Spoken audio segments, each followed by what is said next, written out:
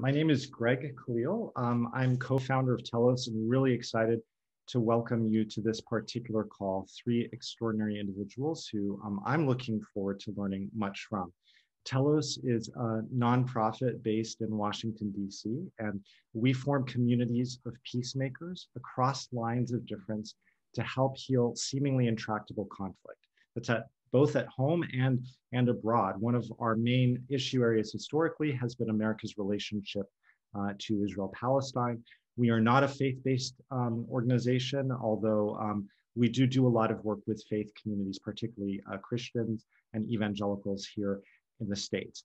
So this particular call feels so timely and so important to me. I want to just give a very quick introduction to the call and then run through some of our objectives for what we hope to get out of this call together today, and then bring in our illustrious and esteemed guests.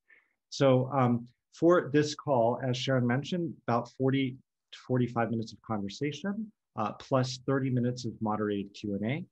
And we're focused primarily on Christian Zionism, what is sometimes, unfortunately, a controversial and misunderstood topic. We heard a lot about it during the 4 years of the Trump administration. After all, President Trump famously declared that the part of the impetus for moving the embassy, the US embassy from Tel Aviv to Jerusalem was quote unquote for the evangelicals. And Vice President Mike Pence and Secretary of State Pompeo reportedly espoused at least some Christian Zionist beliefs. But Christian Zionism is much older than the Trump administration and will continue much longer. Christian Zionism as a theology and a worldview goes back many decades, many centuries even to its origins. And it has a variety of different expressions in the real world and also theologies. It certainly has shaped the West's engagement with the Middle East to varying degrees over the course of the modern history of the Israeli-Palestinian conflict.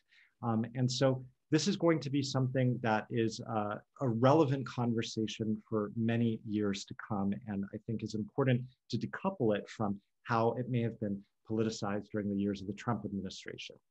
So a few objectives that we hope to achieve during today's call. One, we just want to basically walk away being able to understand what Christian Zionism is and the range of Christian Zionisms. I think often in the media, we hear just sort of like one portrayal of Christian Zionism. And like any movement, any ideology, any theology, it's highly differentiated. So we want to get a sense of that range and what the dominant sort of expressions of it are as well. It's also important for us to gain perspectives on Palestinians and their views of Christian Zionism. And again, there's a range of views here, including with a very few, but there are some Palestinian Christian Zionists. So I'm naming that. Most, spoiler alert, are strongly opposed to most versions of Christian Zionism. But it's important to ground this in the lives and perspectives of those people who are affected by Christian Zionism. Thirdly, we want to understand more deeply anti-Semitism, particularly as historic anti-Semitism was very much rooted in Christian theology. This is something that many Christians don't understand, and it is also something that some Christian Zionists are particularly resisting, is this growing scourge of anti-Semitism that we see again. And finally, we want to get some trends, some idea of where Christian Zionism is going as a movement, both domestically and internationally. There's a lot happening within Christian Zionism right now. We want to understand, are there alternatives to Christian Zionism, reform movements? Is this becoming something dominant in the expression of the Christian faith? Is it waning? What does this look like? In particular, this is important for those of us who value fundamental human rights for all people, including both Israelis and Palestinians, and to really understand where there are opportunities, if there are opportunities to partner with Christian Zionists in advance of human rights for all. So with that longer than anticipated introduction on my part, I apologize. I hope that was helpful. I'd love to sort of bring in some of our guests. And first, we're just gonna get to know each other a little bit personally and then dive right into those issues. I'd like to start with Jack Sara in Bethlehem. He is the president of Bethlehem Bible College, which is an evangelical institution based in Bethlehem. Full disclosure, by the way, there are some people I don't know on the call. I am American born and raised. I come from a Palestinian Christian family, though I don't fit neatly into a faith box in my adult life, but I do have large extended family just outside of Bethlehem in Beit Sahur, and so I'm very much personally connected to this conflict and the Palestinian Christian community on the ground. But Jack, as a Palestinian Christian, we're really excited to engage you, and we'll get into some of the topic now. But first and foremost, what's life like in Bethlehem now? What's it been like this past year for you personally? You know, the pandemic's been a struggle for everyone, but we'd like to get an update from the ground. Well, thank you, Greg, and good evening to you all. It's a great honor to be with you on this discussion, this dialogue tonight, and greetings from Jerusalem, where I live. I live in Jerusalem together with my family, born and raised in the old city of Jerusalem. Most of my life lived in Jerusalem till the time that I was called to become the president of Bethlehem Bible College, which is located in Bethlehem. So it became kind of like the center of my work, the center of my ministry, and the activity that I do. So kind of like living between at night in Jerusalem, a day in Bethlehem, experiencing both sides in a way or another. And as you have noticed or highlighted, you know, kind of like you feel the difference whenever you come to this country between two sides of the wall. And you ask particularly about Bethlehem again, you know, as COVID-19 started, it actually, Bethlehem was one of the first locations in Palestine that coronavirus hit hard, because it started in Bethlehem, I mean, basically with a group of foreigners who came. That's how it's said. Now, you know, again, there was a lot of difficulties facing with this, you know, to know how it started, but basically it was identified through a group of foreigners who came to Bethlehem, stayed in some of the hotels in Bethlehem. Staff of these hotels got infected, so right in day and night, the whole area became almost like an army zone, you know, closure. People were not allowed to move in and out, and Palestinian government took this as a serious matter and handled the issue in the most proper way that they can handle, you know, given the fact that they're still under, in a way, occupation controlled, and you know, they don't have a lot of freedom to do what they can do, but at least they did what they can and are able to do. And almost for 2 months, you know, Bethlehem was under closure and disconnected from Jerusalem and other sides, you know, of Palestine, which brought the whole area to quite a tragic situation. I mean, if you know Bethlehem well, you know that Bethlehem mainly survives on tourism, survives on visitors. And from that time onward till now, I mean, we're now over a year and 2 months, and the unemployment rate is skyrocketing. I mean, we're talking about almost 65% unemployment. We're talking about hotels that are still closed, restaurants. I mean, anything that kind of like dependent on the thousands and hundreds of thousands of tourists that would come into Bethlehem have kind of like shut down. So just imagine how many families, how many individuals left jobless and left without work out of this kind of like situation. And on the side, this is going in parallel with infection rate that also kind of like was at the earliest beginning of coronavirus was not that, I would say, hard, particularly in Bethlehem, was only cases that you could count on one hand or two hands. But then as things got harder with mutations and the openings that happened after 2 months, basically we got to a rate where it is now on a daily basis in all of Palestine about 2,500 cases, with over 23 to 25 people dying on a daily basis. And that's hard, because the Palestinian can't, you know, not defending or kind of like apologizing, but they're just helpless. I mean, medical facilities are small or don't have the best kind of like facilities, so they're not able to handle all the difficulties they're facing with this. And this brought the whole situation to a sad reality. You know, they want to open, but then every time there's a rise in cases, again, you go into another lockdown. So we had a series of lockdowns that kind of like crippled the people. Borders are closed, no one could move, and Israel is not giving permission. Just recently, they started kind of like vaccinating, mainly Israel started vaccinating the workers that come to work in Israel, which is a limited number. I think they wanted to do something like anywhere between 50,000 or more. Not sure what the number that they're, but there's over 6 million Palestinians between, the Palestinian, the West Bank and Gaza Strip and other parts. So I can't draw a nice picture. It's very dim, still hard. We're praying, we're hoping that there'll be an opening for the vaccine to come and that people will be able to get it. On the contrary to that, on the Israeli side, it's different. I mean, you can ask about it maybe later, but it's a different reality where most people now are actually, even without masks, face masks outside, when you're outside, it's not mandatory even to wear face masks because most of the people are vaccinated. Right. And I don't want to have a whole conversation around COVID in Bethlehem, but I think it was so important to start there with that ground.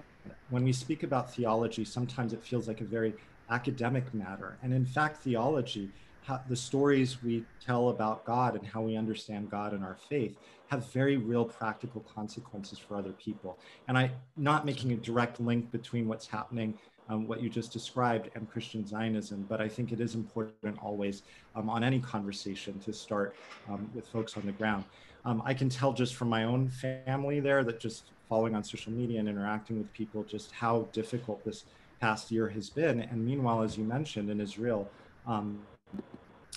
you have the highest rate of vaccination for Israeli citizens of all backgrounds, but in the world right now. So there's these very stark differences between what's happening within Israel and then what's happening in the West Bank and Gaza Strip, and areas that ultimately are still under Israeli control. But I want to bring in Marina Klimchuk very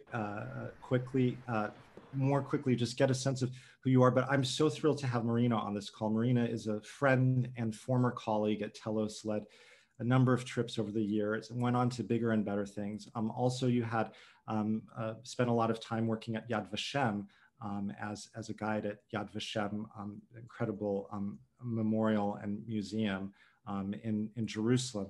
So I just would love to just get to a little bit know more about who you are from the call, where you're from, what brought you to this issue of Israel and evangelicals. Hi, everyone. I'm so thrilled to be here today and to see my former Telos colleagues and all of you here, because Telos will always have a place in my heart, although I'm physically not there with you anymore. Just a few words about me. I was born in the Ukraine and grew up in Germany and then moved to Israel in my early 20s. And right now I'm talking to you from Vienna. So you can decide where I'm from, basically. But yeah, why I'm here, I was thinking about that question, and the reality why I'm here is actually that I got, throughout the last years with Telos, I got the incredible privilege and also challenge to work with people who are radically different from me. And when I say radically different, I mean it, because I grew up very secular, not Jewish observant, but still with a strong sense of Jewish belonging. And at Telos, we would always say, it's very important to have difficult conversations with people who have different views. And I was thrown into these difficult conversations without even choosing to have them. And one of them was on this, it was on the one hand, on a very personal level, over breakfast in a hotel, so what do you think about Jesus?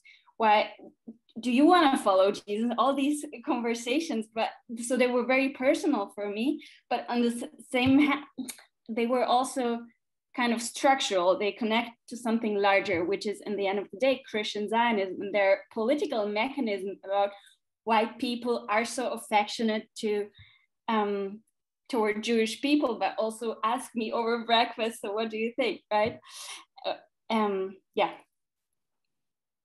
Well, Marina, we're really eager to have you here and to draw on your expertise, particularly when it comes to Christian forms of anti-Semitism, and then also your perspectives given your years of experience of interacting with evangelicals, some of whom are Christian Zionists and some of whom aren't. I'd love to bring in Robert Smith. He wrote not the book, but a book on Christian Zionism, More Desired Than Our Own Salvation. I highly recommend that. A number of articles.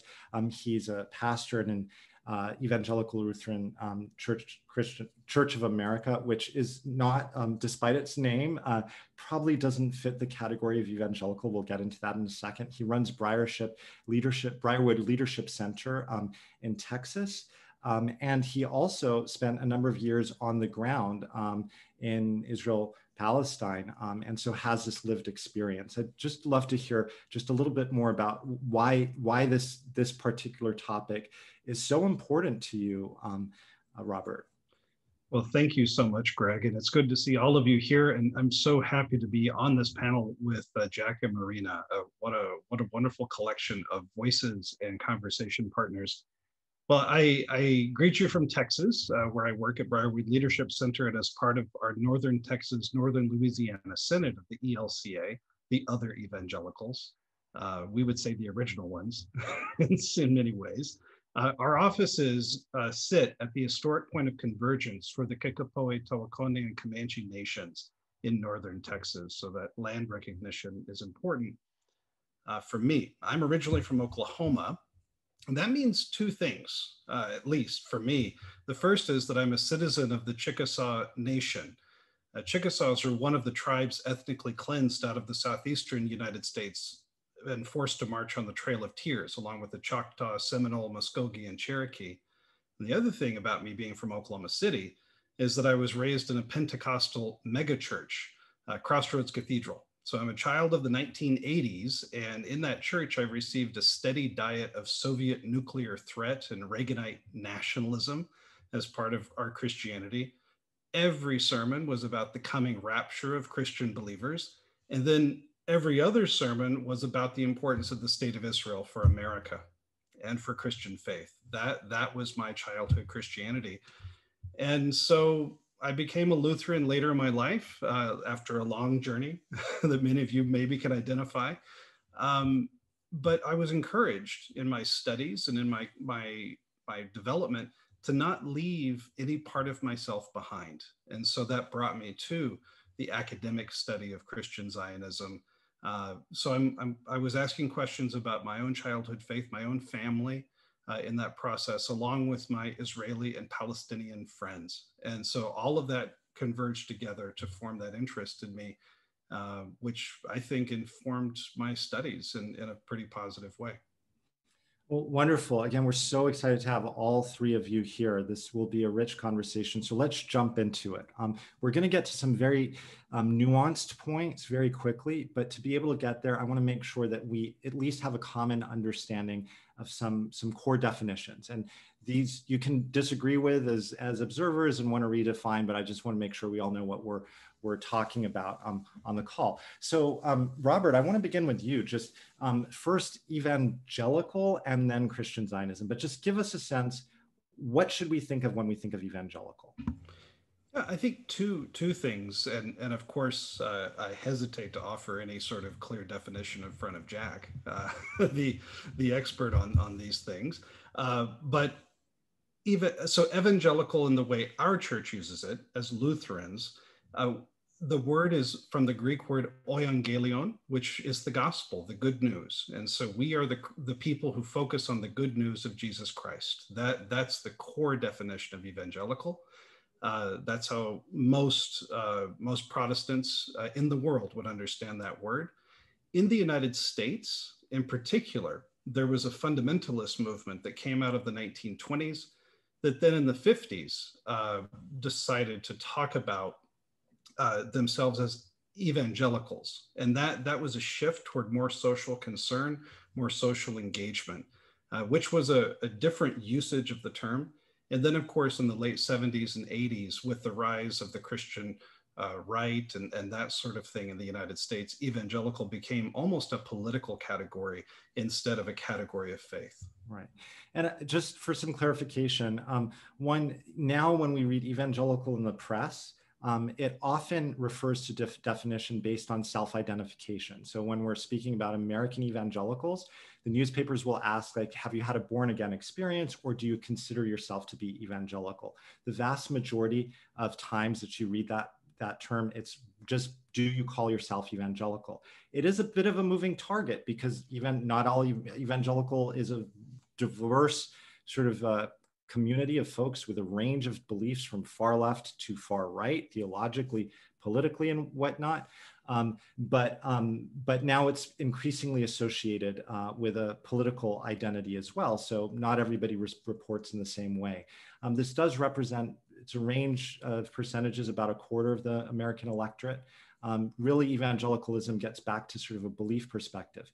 But I want to get your perspective on Christian Zionism, because not all evangelicals is a big umbrella category, and not all evangelicals are Christian Zionism and Christian Zionists. And like evangelicalism, there are varieties of different theologies and expressions of Christian Zionism. So give us a sense on that. Then I'm going to draw Jack in to get Palestinian perspectives on this. Sure. So part of my initial impulse in writing the book, More Desired Than Our Own Salvation, The Roots of Christian Zionism, was because there was so much talk about Christian Zionism. A lot of it was polemical and meaning to attack this concept. And so you weren't getting clear definitions, trying to understand the movement analytically. And so I thought putting out a definition would be helpful. And so in that work, I identified Christian Zionism as political action informed by specifically Christian commitments to promote or preserve Jewish control over the geographic area now comprising Israel and Palestine. And I'll put that in the chat so folks can see it. But what I mean by focusing on political action is it's not just theological beliefs or thoughts. It's when you take that action that moves you into a Christian Zionist category. And when I laid out that the history of how these ideas developed, we see that it's not just out of rapture theology from the 19th century, Darby and Schofield. It's actually a centuries-long trend of Judeo-centric Protestant theology that imagines Jews through a Protestant Christian lens. But again, it's political primarily. It's theology is truly secondary in this movement. Okay, and that's a very helpful definition, one that's also, to be fair, debatable, in that, there are varieties of Christian Zionist theologies and worldviews that don't take political expression. And so it's interesting that you're choosing to focus on sort of this aspect of it that takes political expression. But I want to draw in Jack here. And so you tell us, one, just very briefly, what it's like to be an evangelical Palestinian Christian, because that's not the totality of the Palestinian Christian experience. And then two, give us a deeper sense of Palestinian Christian perspectives and Palestinian perspectives generally on Zionism, on Christian Zionism, that is. And you're on mute. Yeah, thank you, Greg. Well,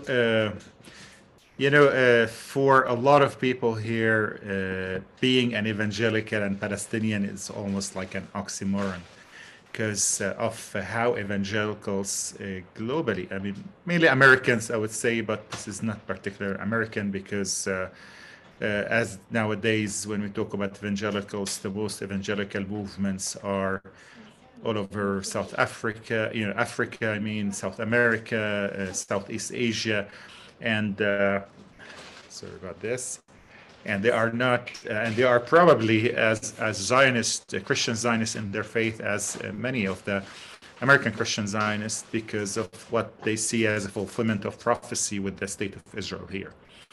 And this is like the crux of what we're talking, because if not for the establishment of the state of Israel, probably evangelicals wouldn't have gone so far into the far right of Christian Zionism, I would say. They'd be probably within the classic description of hopes and future and, millennials, whatever, you want to call it, the millennialism in terms of their understanding of theology.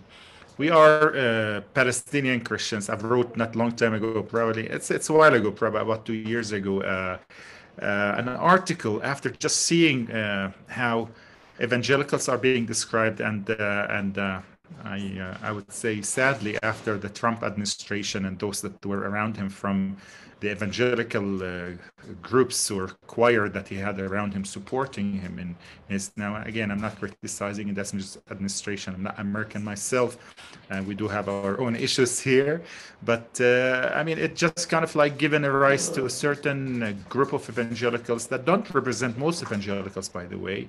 They represent a fraction of evangelicals, but these guys, their sound is louder, their capabilities financially, whether it is media, it's bigger.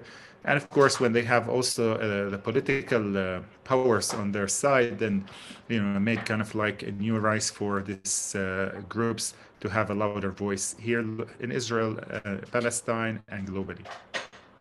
And it did affect us badly because, you know, as an evangelical, my own evangelical church, of course, you know, you want to ask about Palestinian Christian evangelicals, when did they become evangelicals? You know, it's a current, it's a new movement. It's not an old movement, but it's an old and new at the same time, because evangelical Christians have been in Palestine for now, I mean, over 130, 140 years, even more. Of being here. This is not even considering yet the Lutheran Evangelical Church, you know, who came here just at the late, I would say the mid-19th century.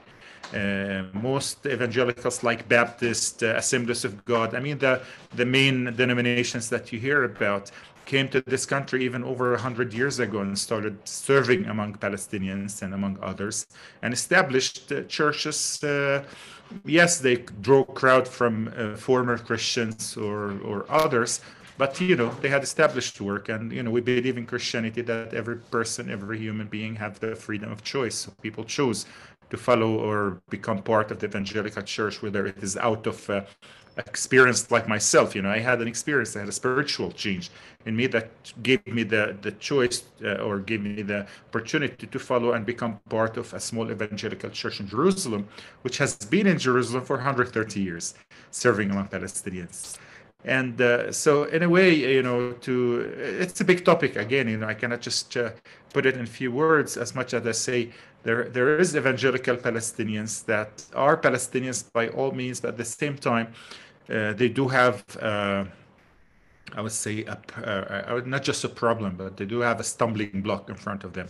And that's their own tribe, their own brethren, who are claiming certain political banners that are destructive to the cause of the gospel among my people, the Palestinians. And this is what makes it hard to us. What makes it hard to us that we are trying to serve our people, whether it is in Palestine or even all over the Arab world, by the way.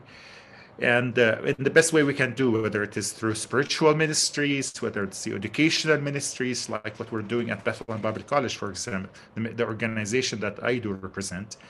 But at the same time, you have a group or crowd of people that are calling for almost, you know, I don't want to say the destruction of my people, but almost like the kicking out of my people from their own country, which is quite I'm putting it in a harsh words, but this is the message we're getting.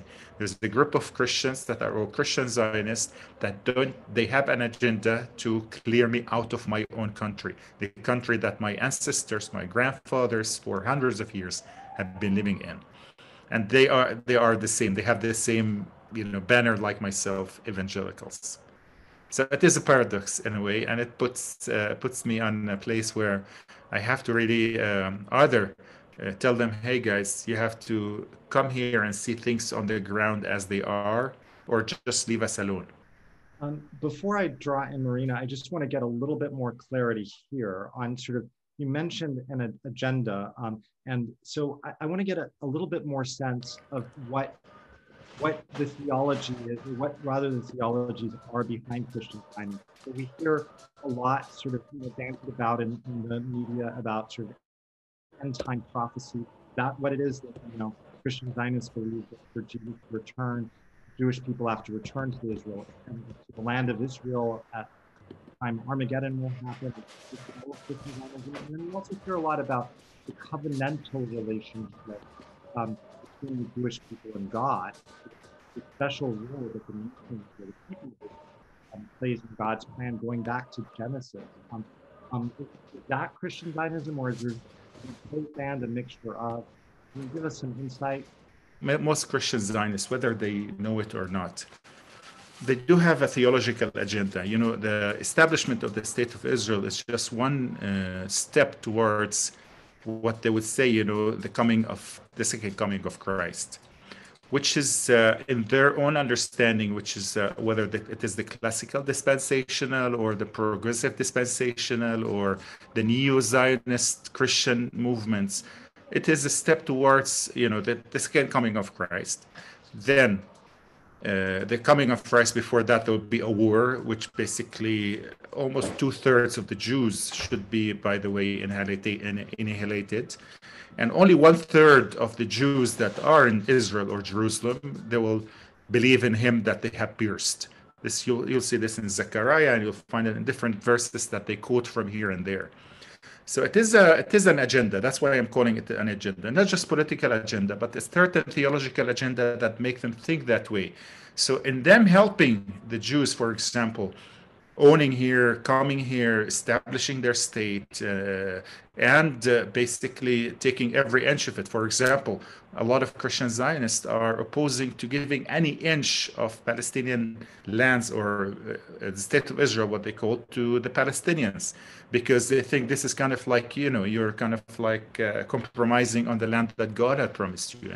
And you could jump in this and correct me if I may be generalizing. I'm sorry for generalizing. I'm doing, because there are varieties of what they believe between here and there, but it is certainly an agenda that they have in their mind for a progression towards the second coming of Christ, the rapture of the church, the war of Armageddon, which they believe, you know, ends somehow, and then the kind of like the salvation of the third of the Jews that will be in the country. I might be simplifying it, but this is basically the agenda or the timeline that they have in their mind whenever they want to support or bless Israel, as they say. Blessing Israel is part of what they, feeding towards their agenda. You know, there are movements around the world which is, quite offensive. If I was Jewish, I'll be very offended, by the way, of what they are claiming.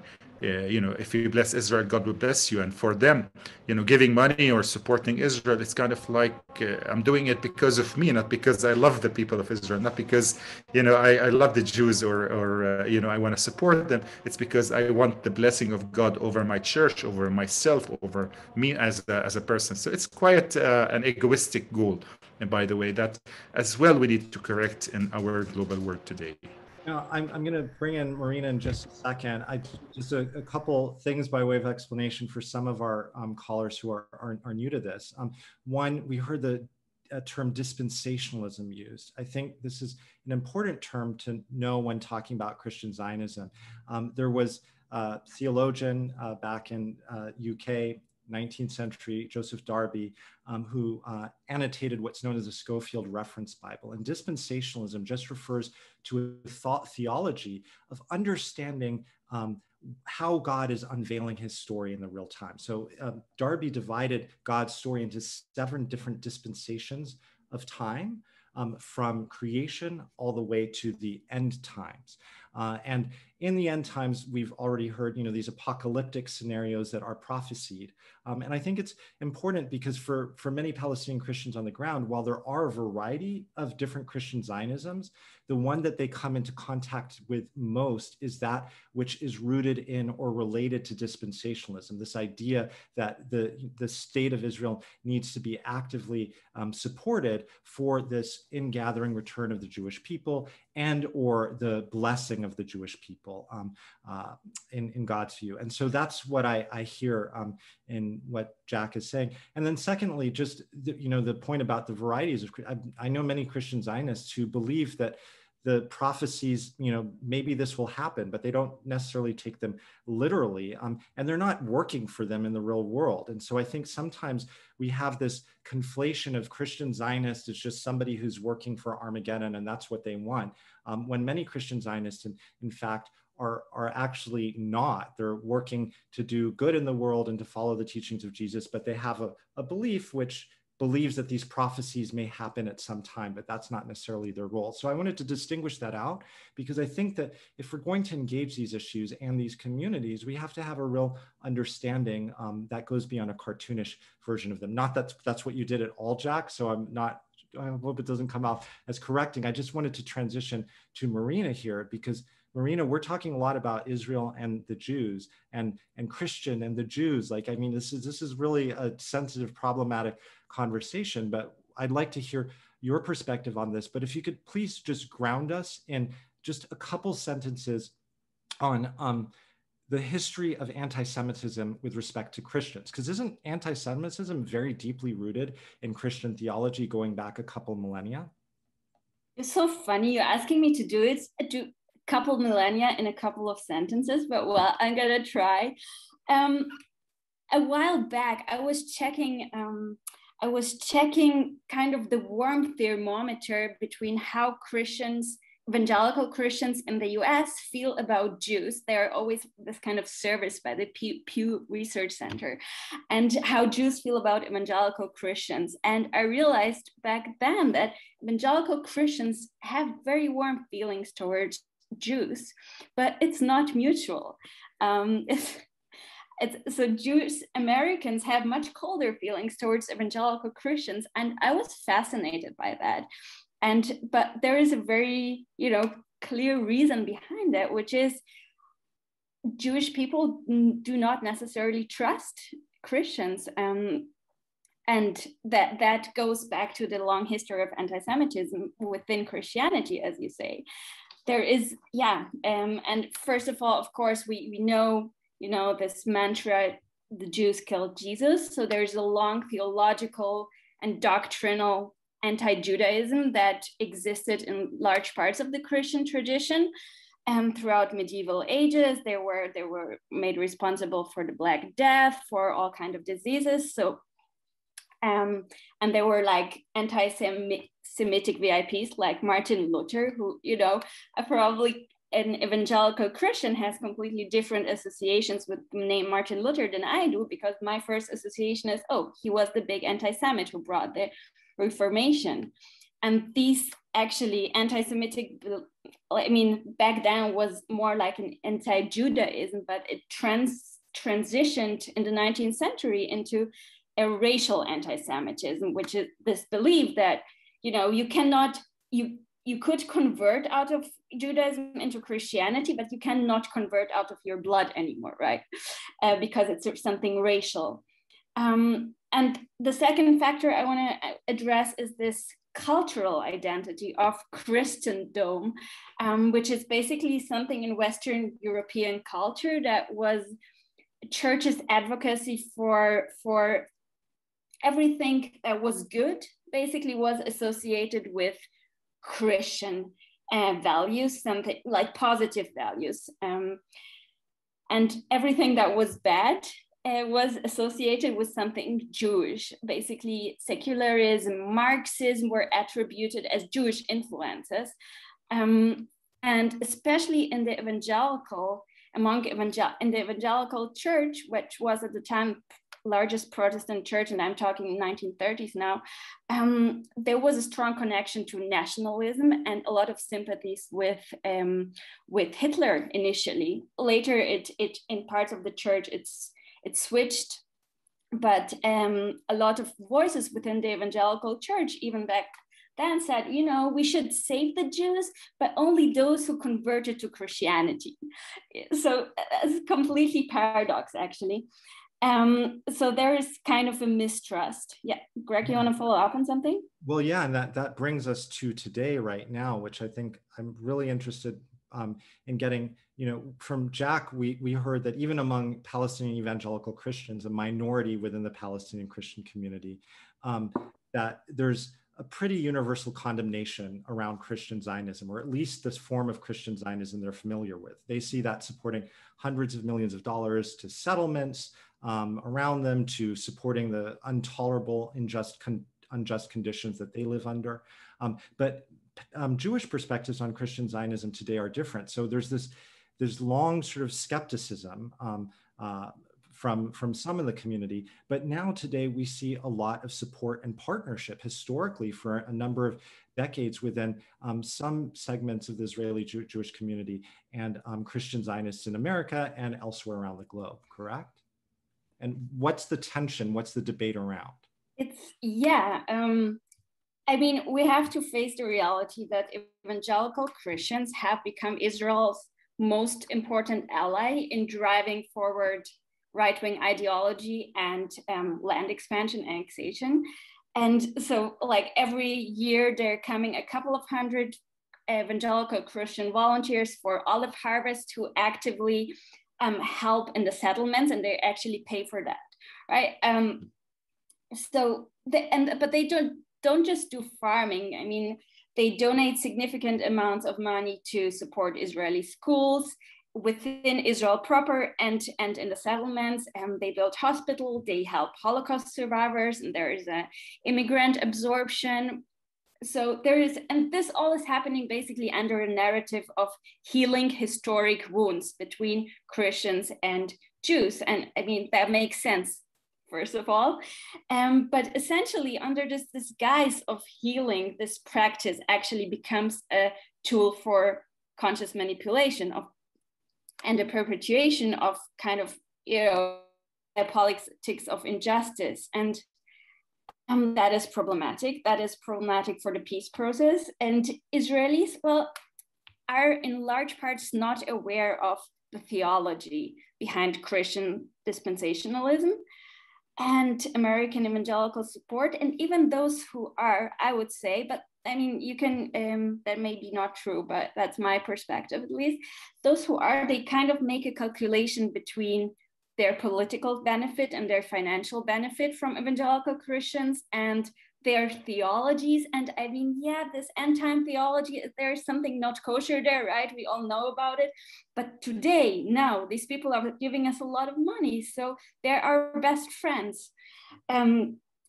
So they kind of let that side overweight, I would say.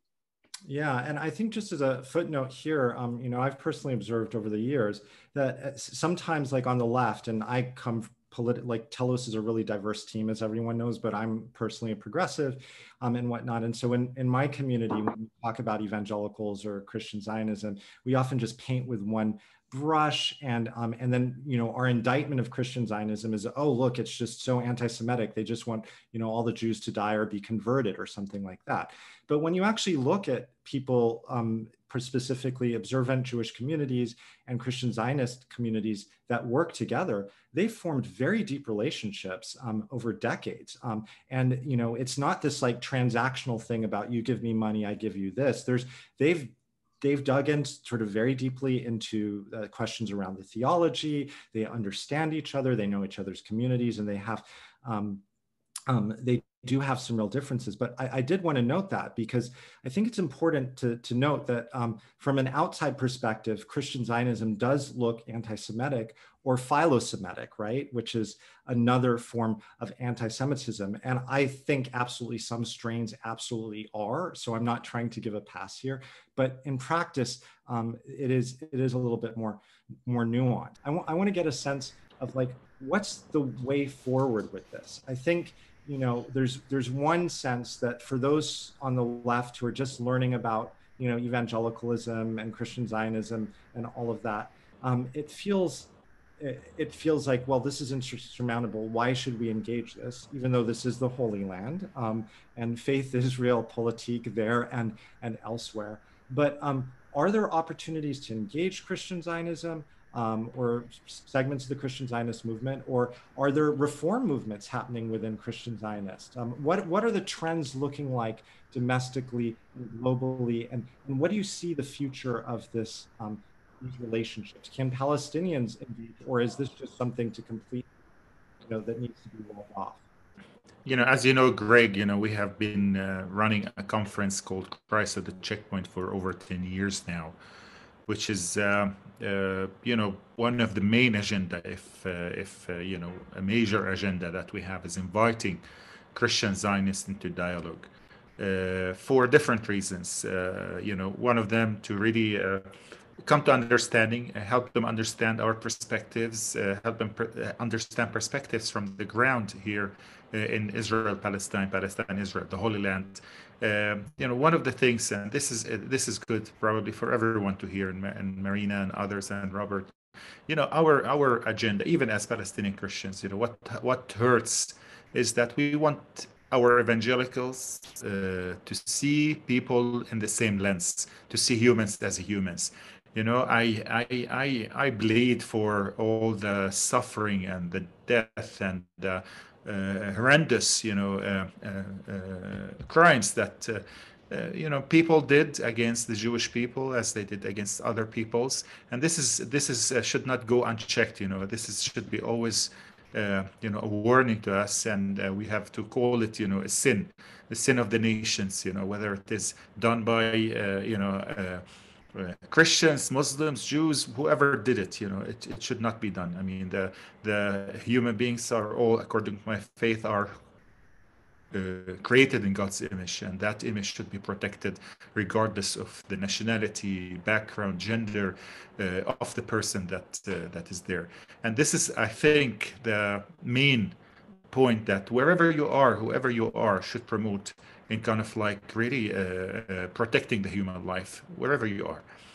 And in this way, if evangelicals are thinking in the way that at least our Bible, our New Testament thing, and the love of God, that God loves all human beings, then we're regardless who is the person, whether it's a Jewish or Muslim or Christian or Buddhist or Hindus, I treat him the same way.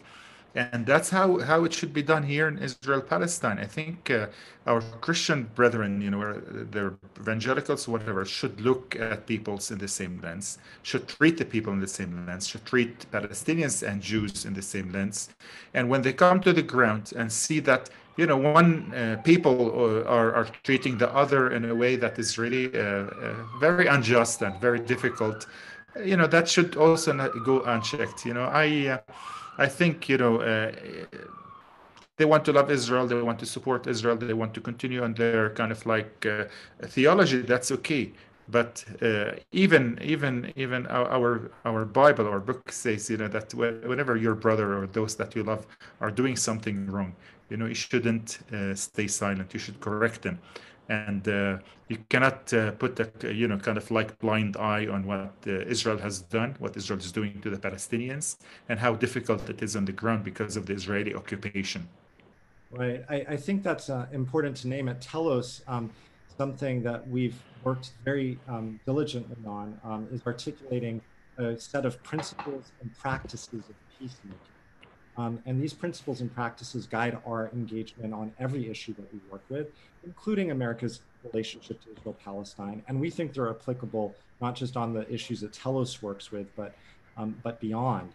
And I think, with theology or any ideology, whether it's rooted in faith or not, it's so important to ground our experiences in the lived realities of those who are directly affected. Here, that's both Israelis and Palestinians. But our practice number 4 is center the leadership of the marginalized, which means that, there is no such thing as a voiceless people or a voiceless people group. There are voices that we marginalize, that we deny a platform to. And I think it's, we arrived at this practice after much study of peacemaking movements around the world to see how important it was not to ignore other voices and what roles that we have, but to make sure that the voices that we've actively silenced and those that we just want to ignore or wall out for whatever reason are part of the conversation and in fact have access to decision-making power. So that's so critical, particularly with Christianity. Robert, I want to draw you in. We don't have time for a deep theological discussion now, but I see some theological questions in the chat. But it seems that Christian Zionism has a holistic view of God's plan. Evangelicalism, which is broader than Christian Zionism, sometimes is consistent with that. But when you go back and you center principles, whether in Old Testament principles or the teachings of Jesus, for example, some of the results that we see on the ground in these communities, they don't add up. So you can't look back and say, okay, well, if this theology, were to match with Jesus's commandment to love our enemies, and our enemy, there is no enemies in God, and there is no enemy in God's economy, because we're all equally beloved. Like, how can that map up with a situation where the world's oldest Christian community is struggling day in and day out simply to survive in their homes? Right.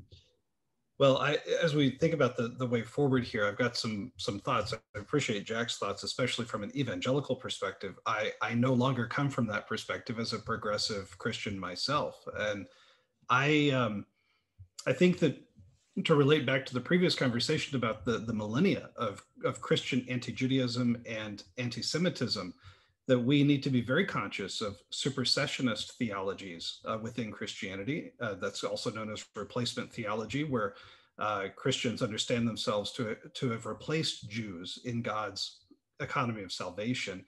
And that is something we need to be very conscious of and critical of within Christian traditions, and consistently critiquing that reality within Christianity and its implications, especially for Jews, but other communities as well.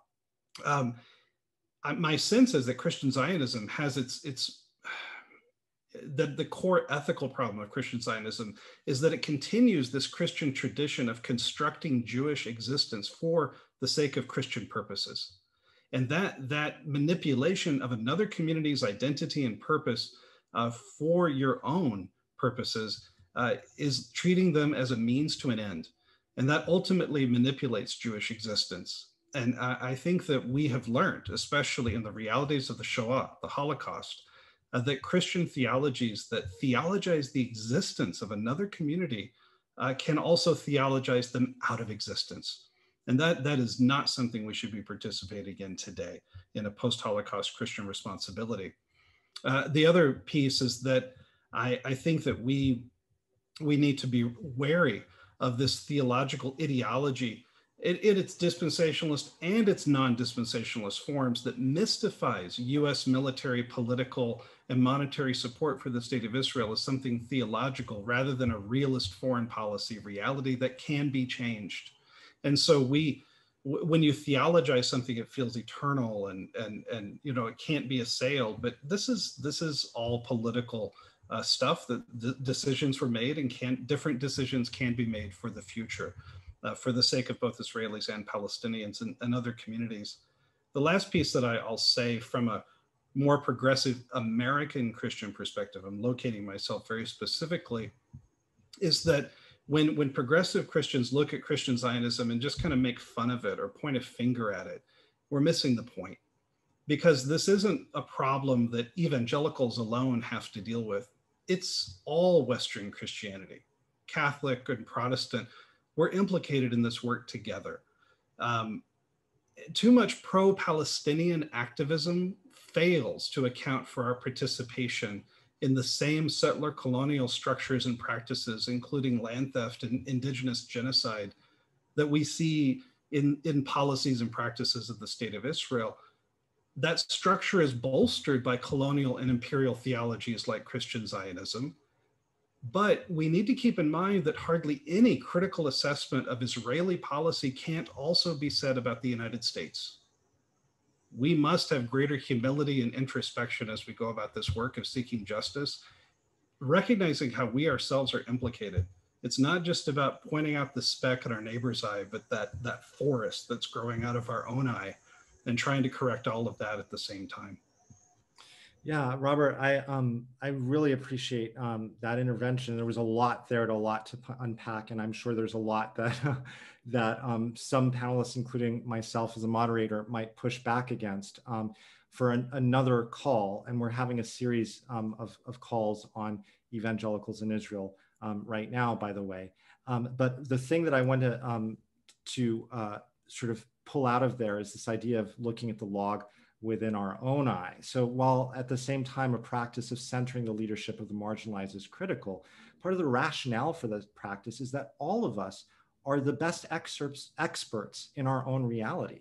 And so that where we have the most authority to speak, where we have the most agency is within our own communities. And that's true regardless of who we are, whether we're American, whatever our race or ethnicity is.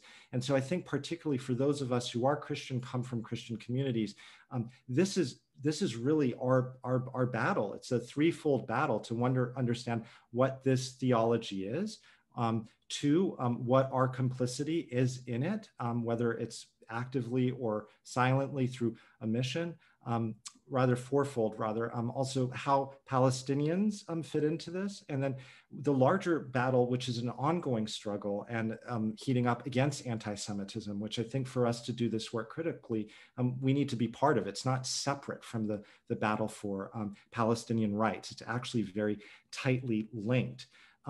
Marina, I want to draw you back in here because I think we're talking again about sort of Jewish connection to, or rather Christian connection to Jewish communities in Israel. And I'm wondering, as you're listening to us talk internally about Christian theology and Christian perspectives, how do you think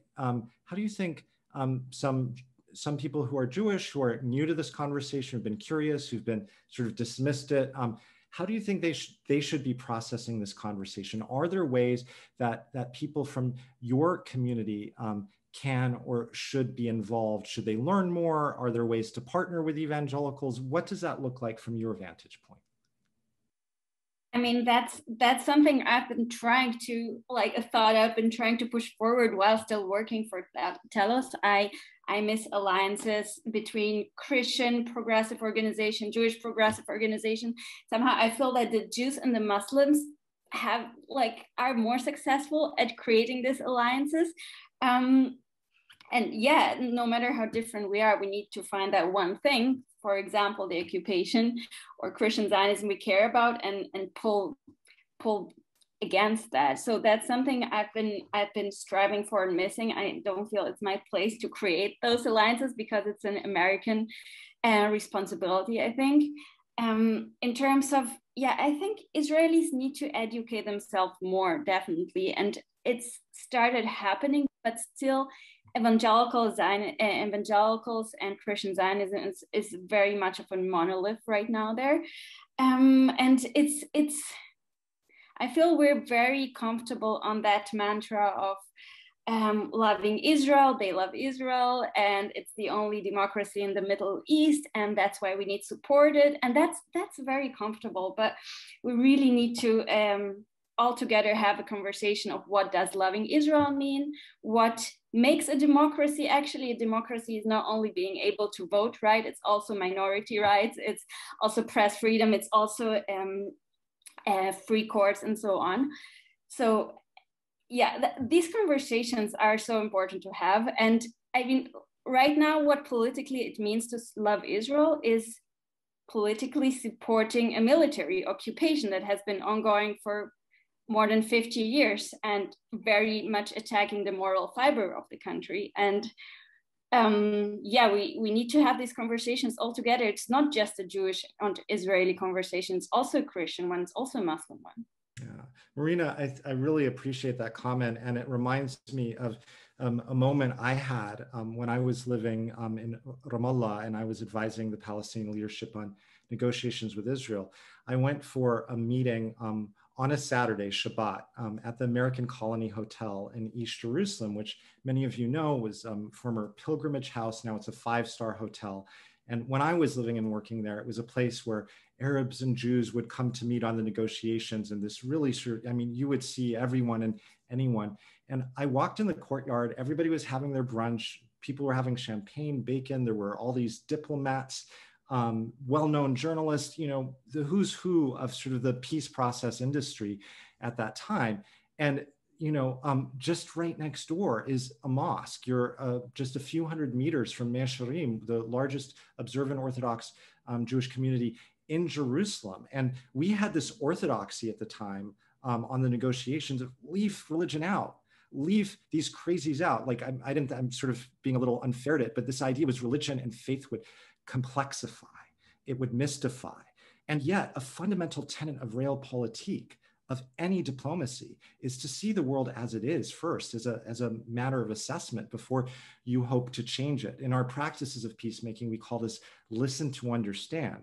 And so drawing off of what you were saying, Marina, I think it's so important for our listeners to understand that faith will always be, these are the people who care. We're not going to institute Israeli-Palestinian peace by airlifting in shiny, happy people from San Diego, where I grew up. It's going to be the people living there on the ground right now. And for the foreseeable future, the people who care most or have the potential to care most are people of faith.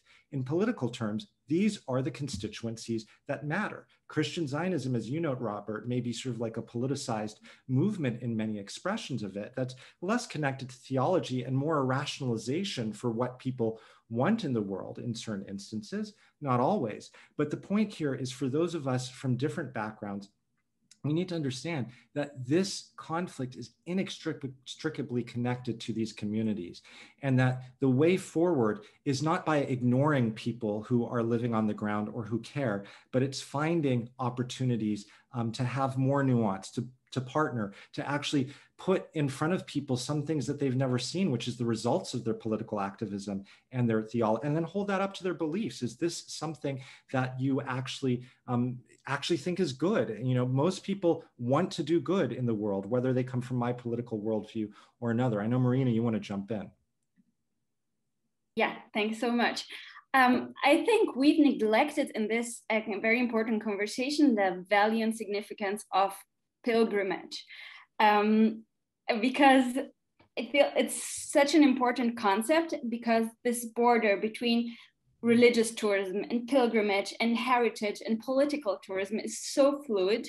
And a lot of the times, pilgrimages, that's my experience working for Telos as a tiny minority. Telos is something that do things differently than everyone else, basically.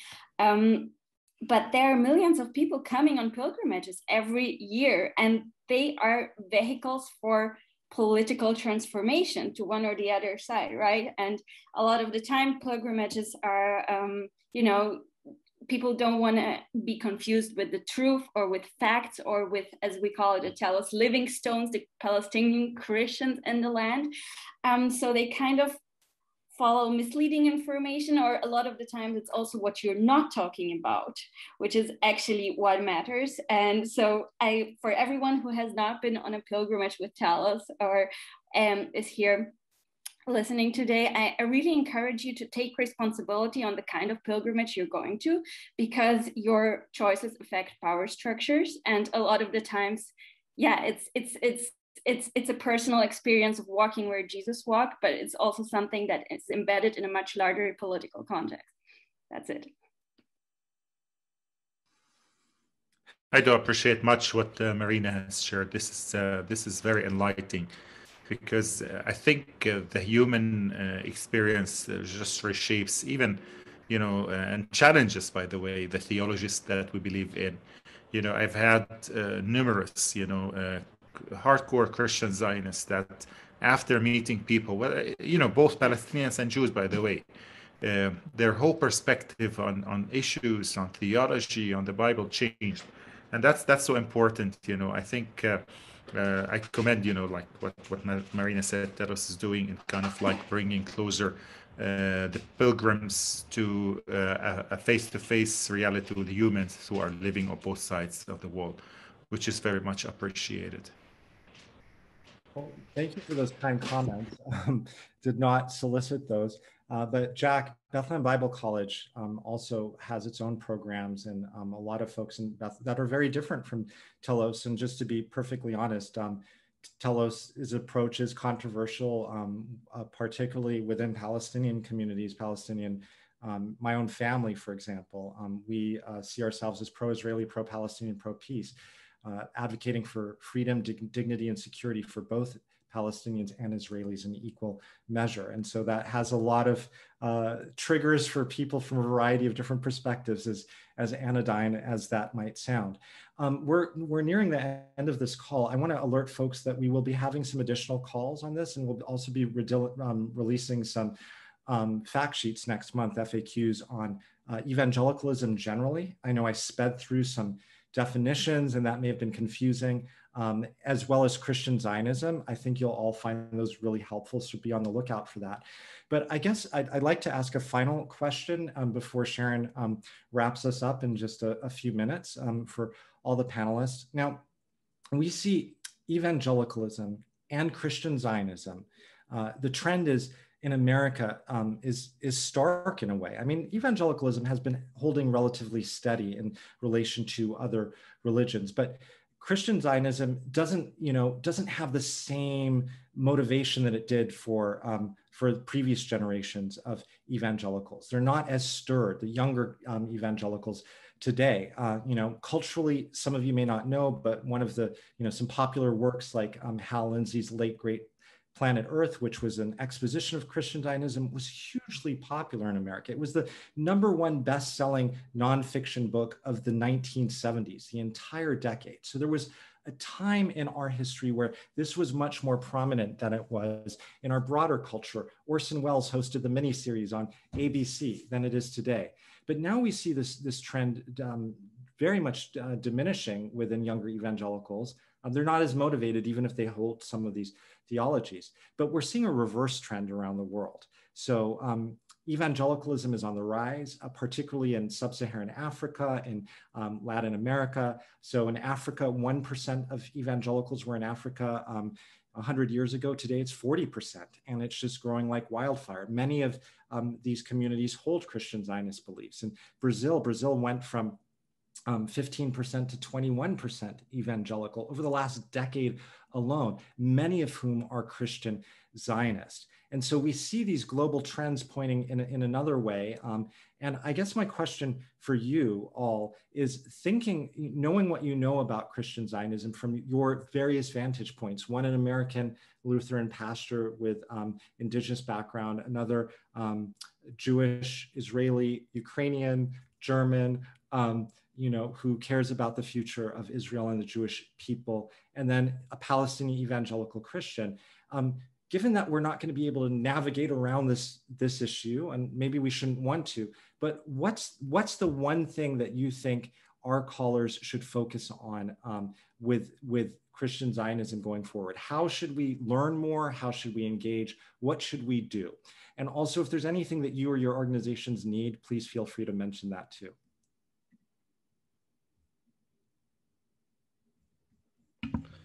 Well, I think the reality is changing, Greg. I see the millennials and the new generation of evangelical Christians actually are changing in terms of their view to become more holistic in perspective, appreciating and respecting humans of all kinds. That includes Palestinians and Jews at the same time. And there is a growing movement, I would say, of more enlightened evangelicals globally that I can see. If I draw a common year without the coronavirus, for myself, in 1 month I might be speaking in a mega church in Indonesia, and in the next month I'll be speaking in a small evangelical church in Europe, or the next month I'll be in Brazil. So I've kind of like surveyed and seen and met evangelicals of all specters of life, both on left and side. So I see a new movement. There are some challenges that I would say more between us. There are some challenges that we need to be careful for as an evangelical here speaking. But on the focus on our country, on Israel, being from here, I see how people are reacting to me being Palestinian, how they ask me when they realize, I'm from Jerusalem, but yet I'm Palestinian, yet I'm also Israeli citizen, yet also I'm working on Palestinian. So it's a new perspective that is brought in. And I think what people need to do is really bring in, like what you did, people like me and Robert and Marina and probably others. I think it's right for people to hear perspectives from the ground, grassroots perspectives from, on the ground here, both in Jerusalem, Bethlehem, even from Gaza, so that people see how life is in all circumstances, and they have the right then to make judgment whether it is they don't want to change their theologies, then they're free to do so. But I bet you once people meet people face to face and hear a new perspective, a fresh perspective on issues. Even a biblical perspective from the ground here would change their views. Marina. I mean, I can speak mainly from my work experience at Telos, and that my big plea would be basically, do not take a side. Do not, all my life I've been thinking this, but now I know better, and now I'm pro-Palestinian. This is not really what we need in the peace process. What we need is really, we used to say that in the end of every Telos trip, if you tell a Palestinian story, tell an Israeli one too, and the other way around, because our brain tends to make these shifts like, oh, I was that, but now I'm that. But let's continue to deconstruct it like an onion, where we peel off another layer of ignorance and not knowing and understanding. That's the way to go, because I'm afraid of increasing anti-Semitism or switching sides, because this makes me uncomfortable, and as a Jewish person. So that's my only ask for you, Marina, for everyone. Thanks for that. And it reminds me of our second practice of peacemaking, which is to hold competing truths in tension. As Niels Bohr, the famous Danish physicist, said, based on a study of quantum dynamics, that the opposite of falsehood is fact, but the opposite of one profound truth may in fact be another profound truth. And we live in this rough and tumble world where we're always trying to box people in. And that doesn't sometimes get us towards outcomes that actually legitimately work for everyone. I want to be clear that we don't ignore the very real reality on the ground in which one group of people effectively controls another. But that's why we engage this work, is so that we can take all peoples forward to a place of mutual flourishing for all. So Robert. Well, that leads quite into my notes I was taking to respond to your question, Greg. Christian Zionism is in fact taking hold throughout the developing world. And it's closely related in those places, as in the United States, to the so-called prosperity gospel, where actions are taken in order to gain God's blessings. And we see Christian Zionism involved in local conflicts throughout the world, not just in dynamics in the Holy Land. So it's a pernicious ideology. My sense is that modern notions of progress have often been at the expense of other communities, especially indigenous peoples. But God does not promote a zero-sum perspective, because God's vision and will is broad enough to promote the flourishing of all human communities. And that is what we ought to be seeking, not just the final victory of one over another. Well, Robert, I want to thank you and Jack and Marina and all of our panelists. I want to encourage those of you, I don't mean to make light of the mistake with the banking information, Jack, but Bethlehem has been undergoing such difficult period, particularly right now. So if people are moved to send a donation to Bethlehem Bible College, I personally would highly endorse that. And I want to encourage you to join us in our future conversations. Just one last word here, though. I think a way to think about this is that we're at the earlier stages of a larger movement, of a way of radically rethinking how we relate to each other. At Telos, we define peacemaking as collaboration across lines of difference for the common good. Bringing this concept of peacemaking, of true embodied peacemaking, from the margins of our world to the center will help bring around mutual flourishing, not just for Israelis and Palestinians, but here at home. It's a state none of us will ever see in our lifetimes, but we know this to be true. The only time stuck issues, intractable issues, have really moved is when unusual suspects have gotten together with a shared commitment. They don't agree on everything. I don't want to make an equation, an analogy between some of these historic injustices and what's happening in Israel-Palestine, but we also saw that, William Wilberforce in the Atlantic, slave trade he was a key figure in halting this. Historically, we saw the civil rights movement in America with faith leaders, many of whom were conservative, who came out and formed alliances across these lines of difference. If we're going to see a different reality in Israel-Palestine, we need to learn how to do that. And we need to learn better how not to just stay in our silos. That's true for me personally. I think it's true for many of us on this call. It's true for Telos organizationally.